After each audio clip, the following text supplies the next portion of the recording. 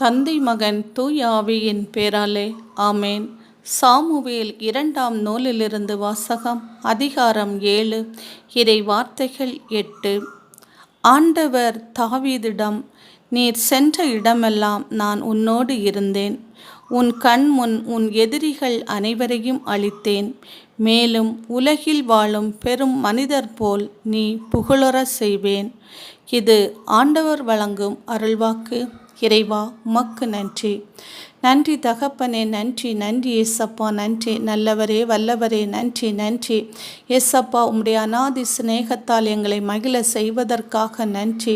காருண்ய கர்த்தாவே, நன்றி ஏசப்பா, நன்றி அப்பா. தகப்பனே, இன்றைய இறை வார்த்தைக்காக உமக்கு நன்றி ஏசப்பா, நன்றி அப்பா. தகப்பனே ஏசப்பா, ஆடு மேய்த்து கொண்டிருந்த சிறுவனை நீர் அப்பா அபிஷேகம் பண்ணி அரசராக ஏற்படுத்தி அவருக்கு எல்லாவித நன்மைகளையும் ஆசீர்வாதங்களையும் நீர் வழங்கினீர் அப்பா.